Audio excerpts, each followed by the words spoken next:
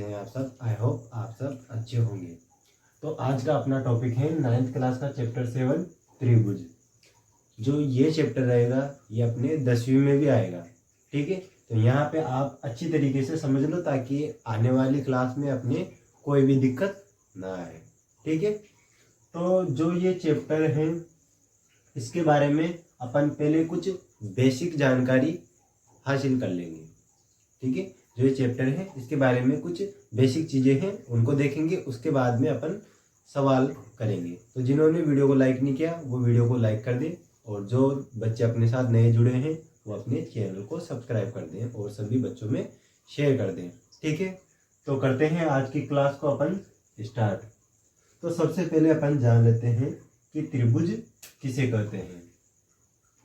त्रिभुज किसे कहते हैं? तो त्रिभुज जो होता है ये 3 रेखाखंडों से बनी एक बंद आकृति का होता है। ये क्या होता है? 3 रेखाखंडों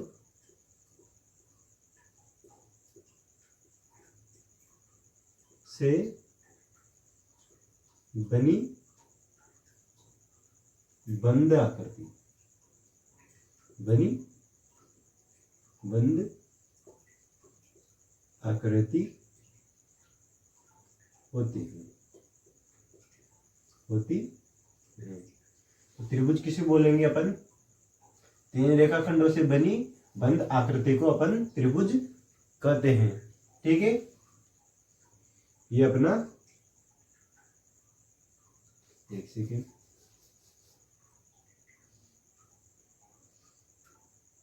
ये अपना त्रिभुज हो गया।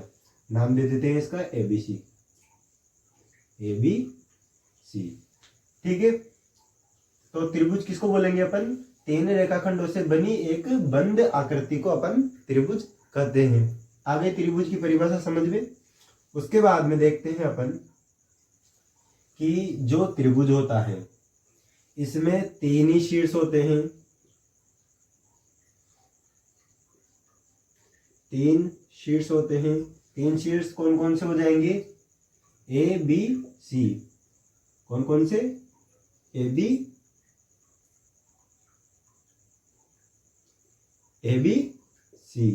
ठीक है, ये 3 अपने क्या हो गए? शीर्ष हो गए।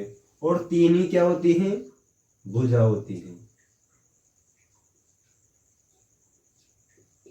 3 ही क्या होती है? अपनी भुजाएं होती हैं। ठीक है, 3 भुजाएं कौन कौन सी हो गई? एक तो AB हो गई, एक BC हो गई और एक AC हो गई। AB, BC और AC। ठीक है, त्रिभुज में क्या होता है? 3 ही शीर्ष होते हैं, 3 ही भुजा होती हैं और 3 ही क्या होते हैं? 3 ही क्या होते हैं? कोण होते हैं। 3 ही क्या होते हैं? कोण होते हैं। कोण A, कोण B और कोण C। कोण A, जो ये सिंबल है ये अपने कोण को प्रदर्शित करता है। ठीक है, ये अपने कोण को प्रदर्शित करेगा। तो कोण A, कोण B और कोण C, इसको क्या बोलेंगे अपन? कोण। ठीक है, जिसको नहीं पता वो लिख लेना। ठीक है, आगे समझ में। सबसे पहले अपन ने त्रिभुज की परिभाषा लिखी कि 3 रेखाखंडों से बनी एक बंद आकृति को अपन क्या बोलते हैं? त्रिभुज बोलते हैं। उसके बाद में अपन ने देखा कि इसमें क्या होता है? 3 ही शीर्ष होते हैं, 3 ही भुजा होती हैं और 3 ही क्या होते हैं? कोण होते हैं। ठीक है, यहाँ तक आ गया समझ में? तो इसको यहाँ तक अच्छी तरीके से लिख लो।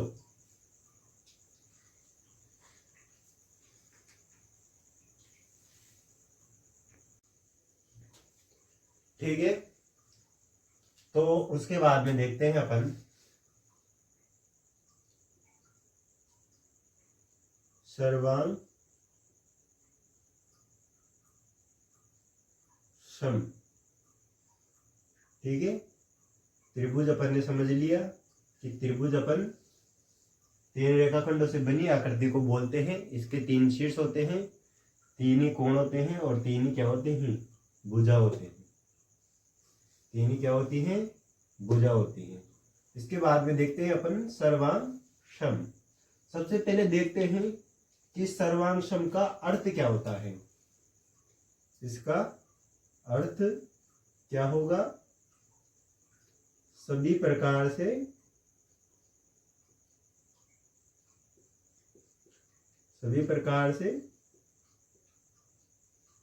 समान। सर्वांग सम का अर्थ क्या होता है, सभी प्रकार से समान। ठीक है, सर्वांग सम किसको बोल देंगे कि वो आकृतियां जो दिखने में समान हो और मापने में भी क्या हो, समान हो। जैसे कि ये कोई वृत्त है, ठीक है, दिखने में क्या है, समान है, और अगर इनको मापेंगे तभी ये अपनी समान आएगी। ठीक है, दिखने में भी समान हो और मापने में भी क्या हो, समान हो, तो वह आकृतियां क्या कहलाएगी,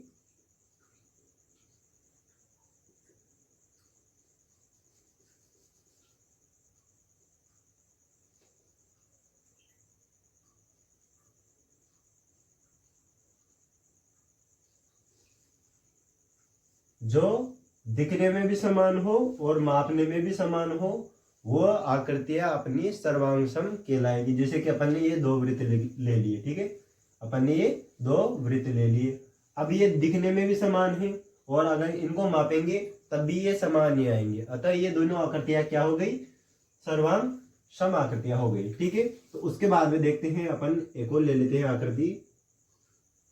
ये अपन ने एक वर्ग ले लिया,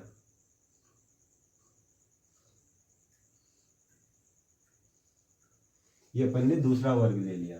ठीक है, इनकी भुजाएं सभी की 4 सेमी।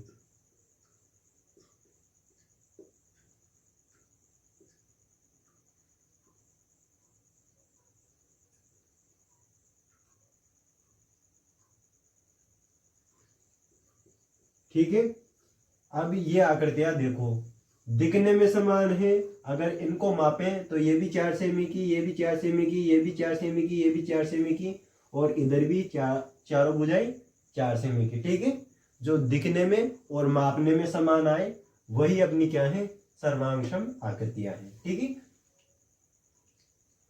तो इसकी परिभाषा लिख लेते हैं सर्वांग सम की। ऐसी आकृतियां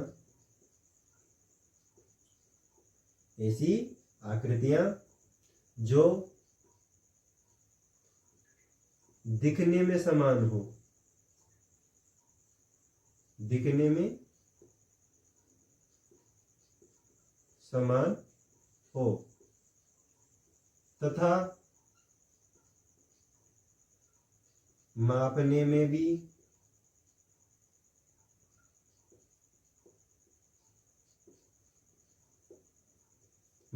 भी क्या हो, समान हो,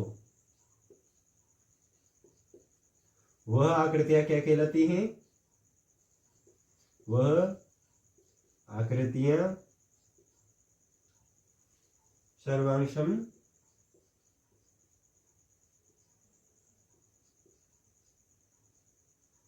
कहलाती हैं। ये इसकी परिभाषा हो गई। ठीक है, सर्वांग सम का अर्थ क्या होता है, सभी प्रकार से समान। ठीक है, ऐसी आकृतियां जो दिखने में समान हो तथा मापने में भी क्या हो, समान हो, वह आकृतियां सर्वांग सम कहलाती हैं। ठीक है, अब जैसे कि आपने देखा होगा कि जो औरतें हैं वो चूड़ियां पहनती हैं, अगर उन सभी चूड़ियों को एक साथ रख दें तो वो आमने सामने एक दूसरे को क्या करेगी, ढक लेगी। सेम यहाँ पे होता है कि जैसे कि ये दो आकृतियां हैं, अगर इस आकृति को उठा के इसके ऊपर रख ले तो ये जो दूसरी आकृति है ये इस आकृति को ढक लेगी। जैसे कि अपन ने इसको सामने से रख दिया, इसको यहाँ से हटा के यहाँ पे रख दिया, तो ये जो नीचे आकृति बनी हुई है ये इसको क्या करेगी, ढक लेगी। क्यों ढक लेगी, और ये नजर भी नहीं आएगी। क्यों नहीं आएगी, क्योंकि ये आकृतियां दिखने में भी समान है और मापने में भी समान है, इसलिए ये नीचे वाली आकृतियों को ढक लेगी, उसको कवर कर लेगी। ठीक है, आ गई बात समझ में। अब देखो यहाँ पे इसको यहाँ तक आप अच्छी तरीके से लिख लो। उसके बाद में अपन देखेंगे त्रिभुज के सर्वांगसम नियम को। ठीक है, अभी तो फिलहाल इनको उतार लो।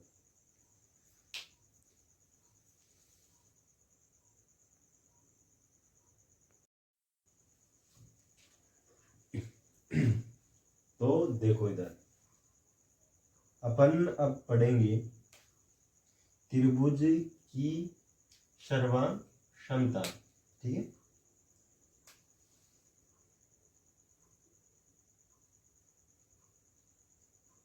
त्रिभुज की सर्वांग क्षमता।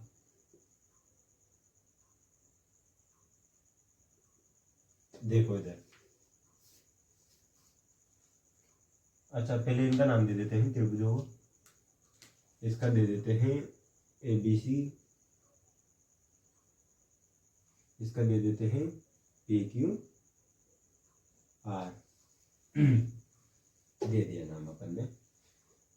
अब देखो त्रिभुज की सर्वांग क्षमता किसे कहेंगे।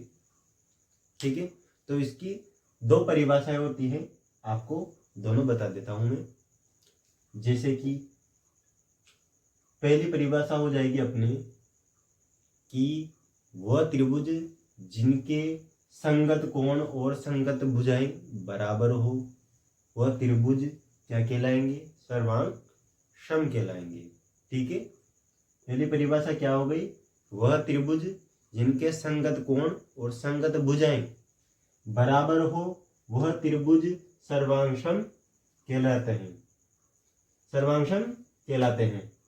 ठीक है, दूसरी परिभाषा क्या हो जाएगी, यदि एक त्रिभुज के कोण और भुजाएं दूसरे त्रिभुज के कोण और भुजा के बराबर हो, तो वह त्रिभुज भी अपने सर्वांगसम कहलाएंगे। ठीक है, कैसे भी समझ लो आप, दोनों परिभाषाओं में से जैसी भी परिभाषा आपको समझ में आए, दोनों परिभाषाओं में से जो परिभाषा आपको समझ में आए उसको लिख लो। एक और बार मैं रिपीट कर देता हूं, अपन एक ही परिभाषा लिखेंगे, आपको जो समझ में आए वो लिख लेना। पहली परिभाषा, वे त्रिभुज जिनके संगत कोण और संगत भुजाएं बराबर हो, वह त्रिभुज क्या कहलाते हैं, सर्वांगसम कहलाते हैं।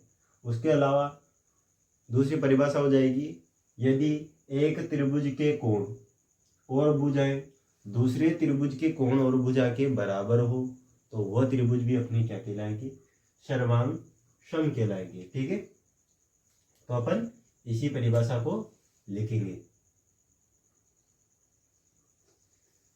यदि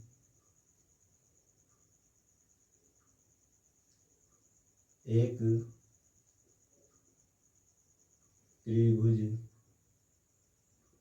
के कोण और भुजाएं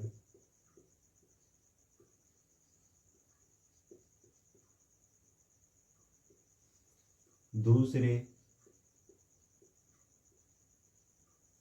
त्रिभुज के कोण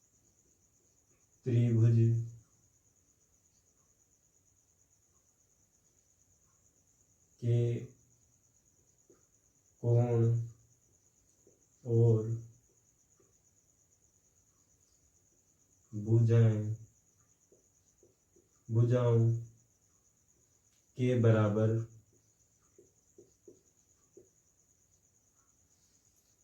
तो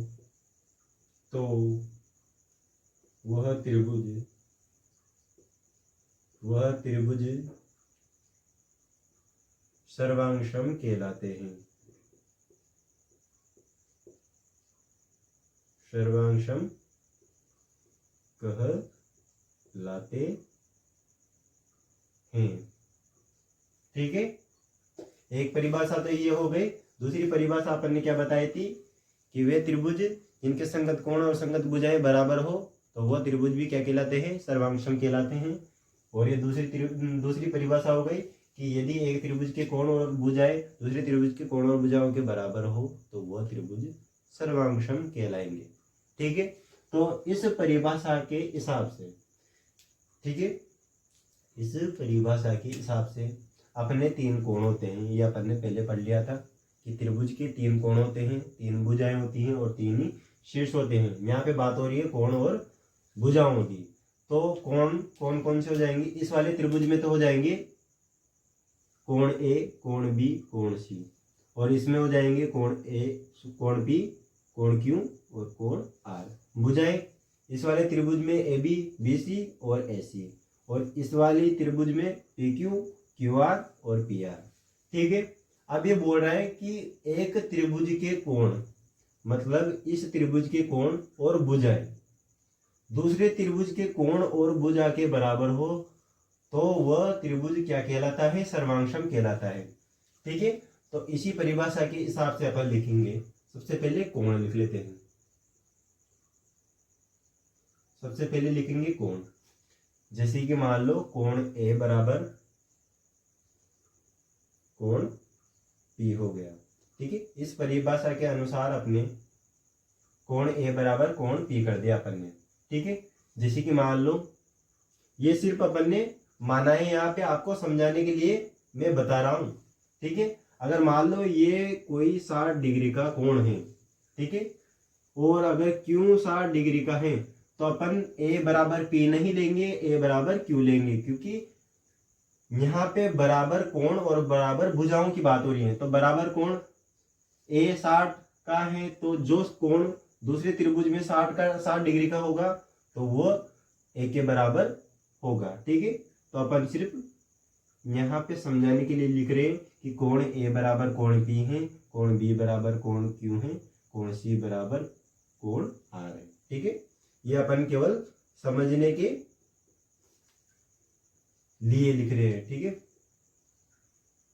कोण सी बराबर कोण आर। ठीक है। और भुजाएं, ठीक है, कोण और भुजाएं बराबर हो तो वह त्रिभुज क्या कहलाते हैं? सर्वांगसम कहलाते हैं। ए बी बराबर कर देंगे अपन पी क्यू के, ए बी बराबर पी क्यू। उसके बाद में बी सी बराबर क्यू आर, ए सी बराबर पी आर। ठीक है। ये केवल अपन ने समझने के उद्देश्य से लिखा है। बाकी अगर अपन को दे दें, इन भुजाओं का मान दे दें, ये है 2 सेमी, ये है 3 सेमी, ये है 4 सेमी, और इधर है 2 सेमी, इधर है 3 सेमी, इधर है 4 सेमी, तो अपन को बराबर भुजा करनी है। तो ए बी बराबर क्या होगा? 2 सेंटीमीटर कौन सी भुजा है? P R. तो ए बी बराबर पी आर हो जाएगा। ए बी बराबर क्या हो जाएगा? पी आर हो जाएगा। उसके बाद में बीसी के बराबर क्यू आर हो गया। उसके बाद में अपन देख रहे हैं एसी के बराबर हो गया अपने पी क्यू।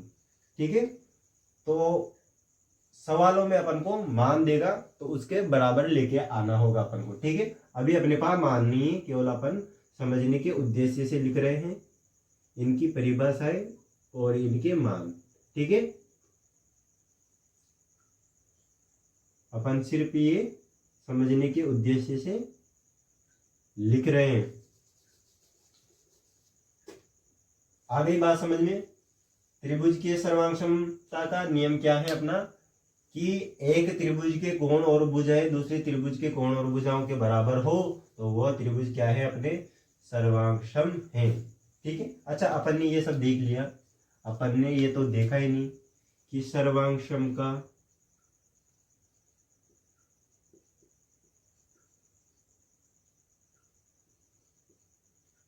चिन्ह क्या होता है। सर्वांगसम का चिन्ह कौन सा होता है? तो देखो, अपन लिख देंगे पहले बराबर। क्या लिख देंगे अपन? ये बराबर लिख दिया अपन ने। उसके बाद में जो एस है इसको अपन क्या करेंगे? लेटा देंगे। इसको क्या किया अपन ने? लेटा दिया। और यही क्या है अपना? सर्वांगसम का चिन्ह है। ठीक है। ध्यान में रखना। तो इसको उतार लो अच्छी तरीके से।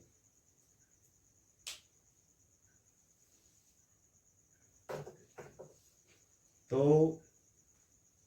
अगला अपने आ गया है त्रिभुज की सर्वांग क्षमता की कसौटियां।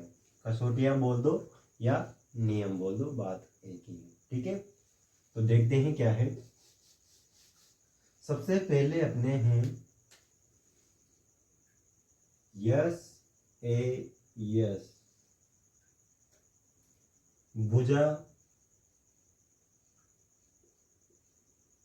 कोण भुजा नियम।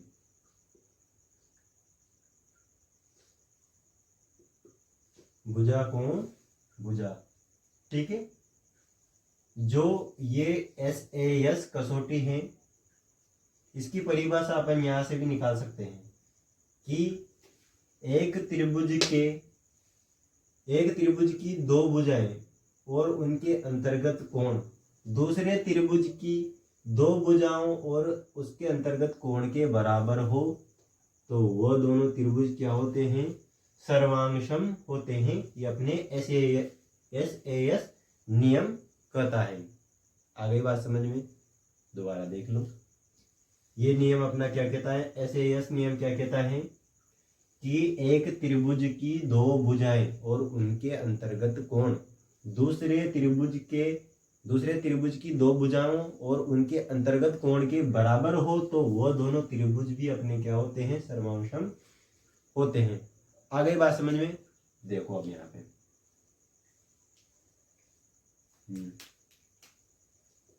परिभाषा लिख लेते हैं अपन।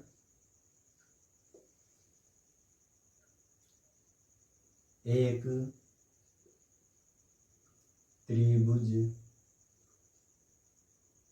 की दो भुजाएं और उनका अंतर्गत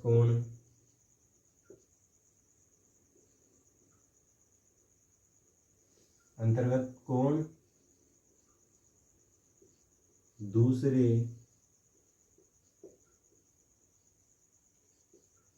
त्रिभुज की दो भुजाएं और उनका अंतर्गत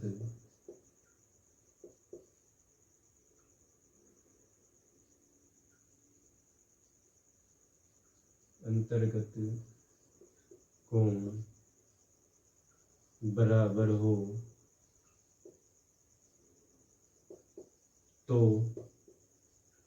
वह त्रिभुज क्या होते हैं, सर्वांगसम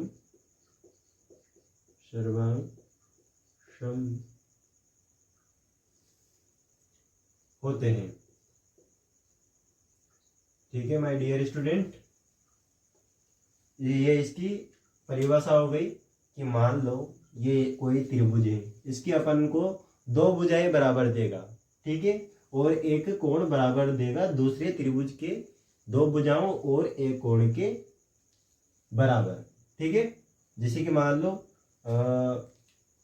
ये है 3 सेमी, ये है 4 सेमी और ये कोण है अपने 60 डिग्री का।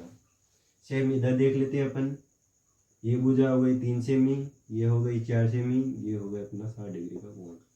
ठीक है, ये सिर्फ अपन ने माना कि ये दोनों भुजाएं इन दोनों भुजाओं के बराबर हैं और इनके अंतर्गत ये वाला कोण इस त्रिभुज के अंतर्गत इस वाले कोण के बराबर हैं। अतः ये दोनों त्रिभुज क्या हैं, सर्वांगसम हैं। ठीक है, अच्छा, सर्वांगसम दर्शाने के लिए अपन क्या करेंगे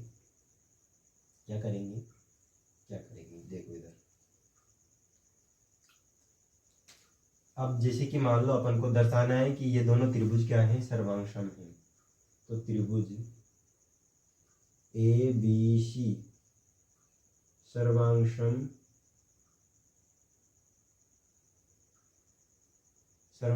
है। त्रिभुज PQR। ठीक है, तो इनको लिखते समय अपन को इनका क्रम भी ध्यान रखना है। ठीक है, ये त्रिभुज का चिन्ह है। ठीक है, तो त्रिभुज ABC सर्वांगसम है, ये सर्वांगसम का चिन्ह है त्रिभुज PQR का। ठीक है, तो ये त्रिभुज इस वाले त्रिभुज के सर्वांगसम है, मतलब बराबर है। ठीक है, अब देखो यहाँ पे अगर ये दोनों त्रिभुज सर्वांगसम है तो ये दोनों भुजाएं, आगे वाली दो भुजाएं AB बराबर PQ होगी, इधर पीछे वाली दो BC बराबर QR होगी, इधर आगे से एक पीछे से एक AC बराबर आगे से एक पीछे से एक PR होगी। इसके बाद में भुजा तो बराबर होगी सही, साथ में क्या होगा, कोण भी बराबर होगा। आगे क्या है A, इधर आगे क्या है P, कोण P के बराबर होगा। इधर क्या है B, कोण B बराबर किसके होगा, दूसरे वाले कोण Q के। इधर लास्ट में क्या है, कोण C, इधर क्या है लास्ट में, कोण R। ठीक है, अगर ये अपन ने ऐसे दर्शा दिया तो जो इनकी तीनों भुजा होगी वो भी अपनी बराबर होगी, और जो ये तीनों कोण हैं वो भी बराबर होंगे। इस नियम के अनुसार तो अपन को दो भुजाएं दे देगा और एक कोण दे देगा। ठीक है, दो भुजा दे देगा, एक कोण दे देगा। और हमेशा याद रखना, जो कोण आएगा, त्रिभुज को दर्शाएंगे अपन तो अपनी तीन भुजाएं होती हैं, जैसे कि मान लो ABC, तो जो ये बीच में रखा जाएगा, जो कोण का मान अपने पास होगा वो हमेशा क्या आएगा, बीच में आएगा। ठीक है, अगर मान लो कोण C 60 डिग्री का होता, इधर R 60 डिग्री का होता, तो अपन को C दर्शाना होता तो अपन कैसे लिखते, कोण ACB। ठीक है, हमेशा ध्यान रखना इस चीज को भैया हमेशा ध्यान रखना, क्योंकि ये चीज अपने 10वीं क्लास में भी आएगी। तो यहाँ पे आप अच्छी तरीके से देख लो ताकि 10वीं क्लास में आपको कोई दिक्कत नहीं आएगी। 10वीं क्लास में आपको कोई दिक्कत नहीं आएगी। ठीक है, तो इसको भी आप क्या करो, उतार लो। ठीक है, त्रिभुज की सर्वांग की कसौटी है, जिसमें से पहली कसौटी अपनी SAS भुजा कोण भुजा, दो भुजाएं और एक कोण, दो भुजाएं एक कोण, दो भुजाएं एक कोण। ठीक है, वे त्रिभुज जिनकी दो भुजाएं और उनके अंतर्गत एक कोण दूसरे त्रिभुज की दो भुजाओं और उनके अंतर्गत एक कोण के बराबर हो तो वह त्रिभुज अपने सर्वांगसम कहलाते हैं। ठीक है, तो यहाँ तक आप अच्छी तरीके से इनको लिख लो।